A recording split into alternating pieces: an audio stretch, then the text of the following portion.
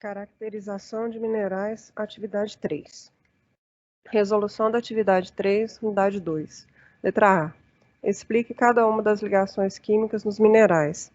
Dê exemplos de minerais que fazem parte de cada classificação.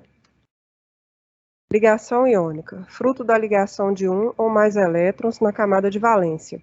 A ligação iônica se forma pela afinidade elétrica entre íons de cargas contrárias, como, por exemplo, o Na+, e o Cl- no cloreto de sódio. Os cristais concebidos por esse tipo de ligação normalmente possuem dureza elevada e densidades e fusão moderadas. Ocorre com formação de íons, que se associam por atração eletrostática. Ocorre entre metal, que tem tendência a perder elétron, e um não metal, que tem tendência a receber elétrons. Exemplo de mineral que faz parte dessa classificação: halita, que é formada pelo cloreto de sódio, NaCl, elementos sódio e cloro. Ligação metálica. Nessa ligação, os elétrons de valência não possuem afinidade com outros núcleos e têm autonomia para se mover na estrutura ou fora dela, sem quebrar o mecanismo de ligação.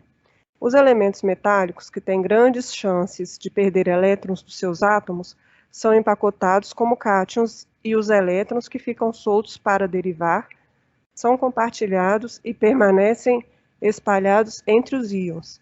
Apenas os minerais compostos dos metais nativos possuem ligações puramente metálicas, tais como o ouro, a prata e o cobre, entre outros.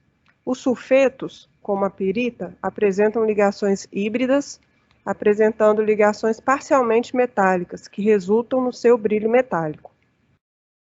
Ligações covalentes. São as ligações intermediárias entre as ligações iônicas e metálicas. Nas ligações covalentes, dois ou mais átomos compartilham os elétrons das camadas mais externas, adquirindo a configuração de um gás nobre. Essa ligação é a mais forte de todas as ligações químicas. Os minerais que possuem esse tipo de ligação normalmente são insolúveis, têm uma reatividade baixa, estabilidade química alta e altos pontos de fusão.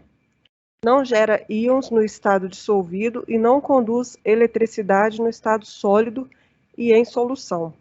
Os íons dessa ligação não são mais esféricos e a simetria encontrada nos cristais é menor. Temos aí como exemplo o diamante. Ligações de Van der Waals. São ligações provenientes de cargas residuais. Unem moléculas e unidades da estrutura não carregadas, concebendo uma estrutura coerente devido às cargas elétricas residuais e pequenas que estão presentes na superfície. Pouco comuns nos minerais, as ligações de Van der Waals normalmente determinam a zona de clivagem de baixa dureza.